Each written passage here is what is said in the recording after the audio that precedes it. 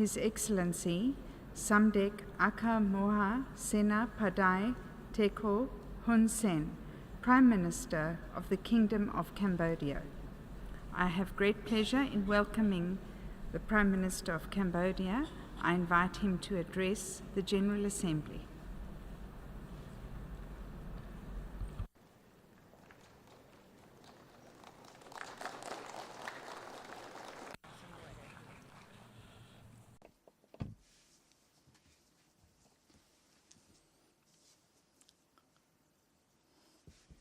Madam President, my participation in this General Assembly is in the context that the Cambodian nation is enjoying the dividends of peace, stability, and rapid development which had never been seen before in her modern history.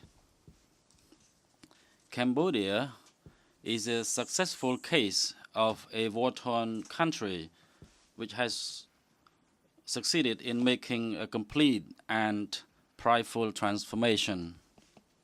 Previously infamous for its killing fields, an unstable region caused by armed conflicts and dangerous mine disposals, an economically backward country mired in poverty and food insecurity. Cambodia now enjoys full peace and has become a popular tourist destination in Southeast Asia, a food exporter, an outstanding performer in poverty reduction and improvement in all social indicators. Cambodia is recognized as one of the world's fastest growing economies, which has recently successfully graduated from its status as a low-income country to a lower middle-income country owing to its high economic growth at around 7% per annum over the past 2 decades. Notably known for its armed struggle for the power and changes of government, Cambodia is now governed by the rule of law and firmly respects the multi-party liberal democracy with regular, free, and fair elections held to enable its people to choose the country's leadership.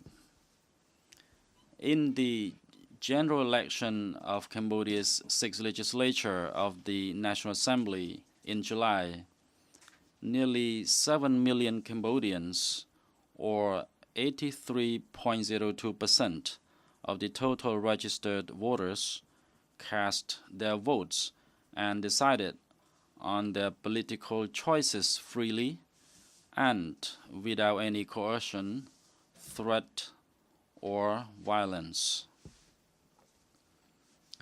20 registered political parties have competed in the election, which clearly demonstrated a legitimate representation of pluralist politics and reflected what thousands of domestic and international observers described as a stable democratic process in Cambodia and as a free, fair, and credible election. By their votes, Cambodians reaffirmed their desire for peace, stability, and long-lasting sustainable development. Indeed, the free choice of the Cambodian people and the legitimate result of this election is not a subject for question or debate. Some external circles, however, who have fed on ambition to interfere in the domestic affairs of Cambodia, still fail to see the quality and integrity of our election process, by issuing statements against or attacking the election outcome. Such actions are a serious assault on the will of the Cambodian people. Madam President, I would like to draw the attention of all UN members to the vitality of the United Nations Charter. It depends on all of us to provide a proper respect for this crucial document by avoiding the interference, damaging or disrupting sovereignty of an independent state. We are heartily regretful to highlight the fact that human rights nowadays have become a mission to impose civilization for some powerful nations, or perhaps as their operating standards, as the pretext for interference under the name of political right protection. As a result, the imposition of unilateral sanctions has become a popular weapon of powerful nations in managing their international politics, which is completely driven by their geopolitical agendas. This is nothing but a use of the brutal force of a particular state to impose its will on other sovereign states. In a word, where the eras of imperialism and colonialism became the history, we have to acknowledge that not all nations in this General Assembly shall follow the governing model of any country. Big country should not attempt to install their administrative system on other small countries, because those small countries also possess sovereignty and legitimate aspiration to maintain their own identities. In the modern days of interdependence, such an old-style coercive mindset should be put to rest. Together, both big and small countries must respect one another and uphold the rules of the international law and the charters of the United Nations. Madam President, currently the world is facing severe instabilities, while the threats to peace are coming in many forms. More than what we have witnessed in the past 25 years.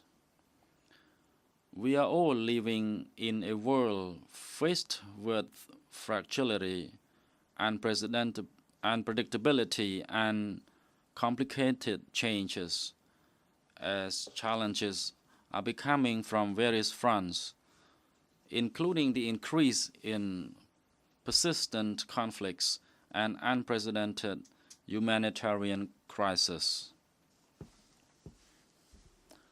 We are deeply concerned by the tensions made by a first world-class superpower in the diplomatic circle and by the conflicts happening in many parts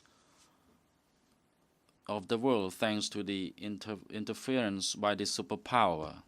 We are also deeply concerned by the rash decisions made by this superpower to urgently withdraw from major international agreements that threaten to the core legitimacy of international legal order. These unilateral actions have undermined the state-to-state relationships and caused tension in the international community. Yet, what puts the most pressure is a direct attack on multilateralism. Undoubtedly, in our globalized world, all things are interconnected. If we begin to adhere to the protectionist policy, unilateralism, and trade war, we are closing the door by not welcoming any trade and investment opportunities which have provided prosperity to our countries, both small and big ones, for many decades. Eventually, we all are poorer. Our economies will decline, financial capital will shrink, and the ability to achieve the sustainable development goals, as well as addressing the challenges caused by climate change, would be seriously affected. Those factors will make poor countries suffer prolonged poverty, and thus we are more vulnerable to the dangerous ideology of terrorism, extremism, and regional conflicts. Cambodia, as a small economy, believes in the interests of rule-based international cooperation. As a matter of fact, we all have been prospering because of globalization. We all are thus convinced that the global trade should not be hindered by the imposition of unilateral tariffs, yet it should be enhanced and supported through the adherence to conducive policies for trade and investment, as well as the provision of special preferential treatment to developing countries. Stability and diversification in financial sector need to be further encouraged to promote innovation and development.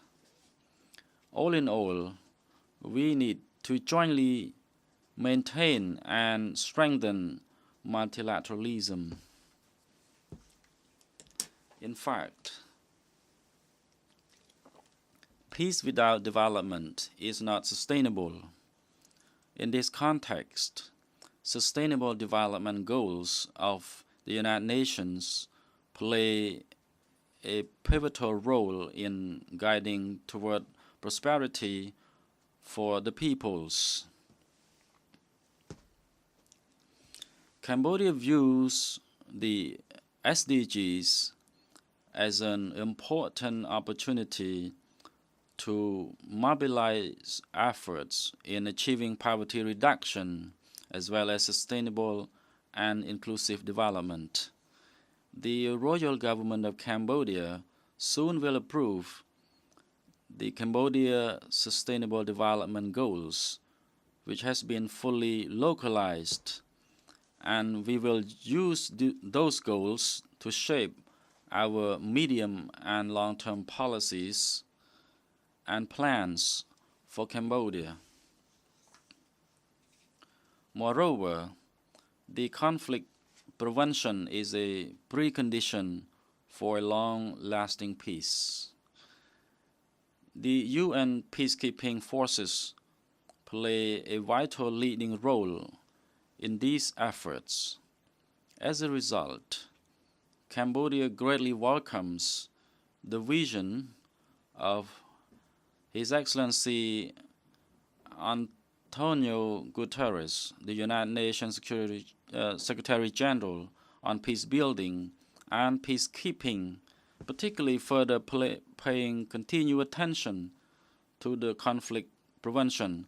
Cambodia is a consistent supporter of the architecture of peace and security of the United Nations. For instance, for the last 12 years, Cambodia has sent thousands of Blue Helmet forces to join peacekeeping missions under the umbrella of the United Nations. However, peacekeeping is facing unprecedented challenges since the non-state actors have waged rebellion wars against our peacekeeping forces, which have caused many lives and disabilities.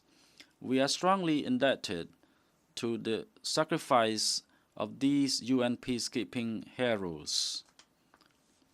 Nonetheless, the death and sacrifice have not distorted our commitment to further contributing to the cause of this great mission.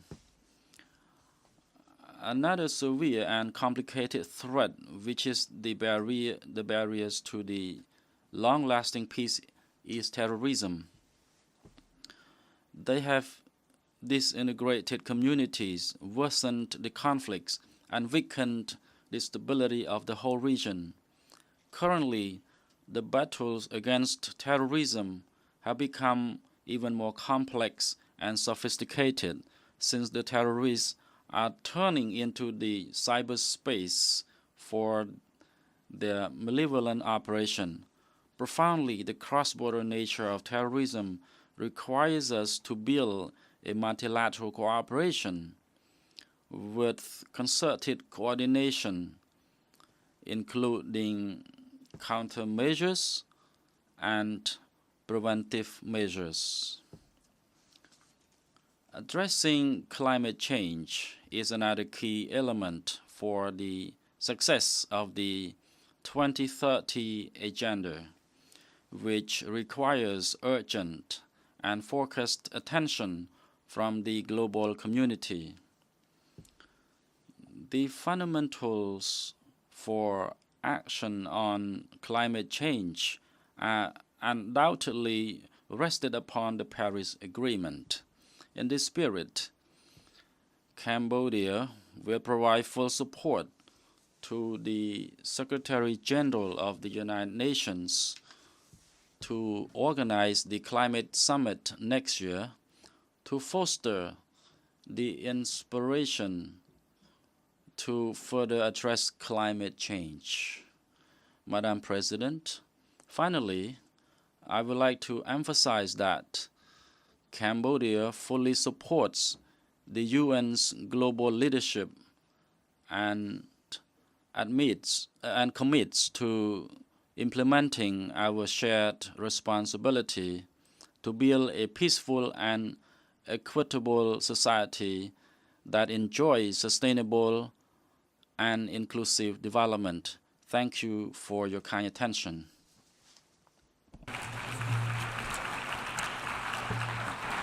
On behalf of the General Assembly, I wish to thank the Prime Minister of Cambodia for the statement just made, and I request protocol to escort His Excellency.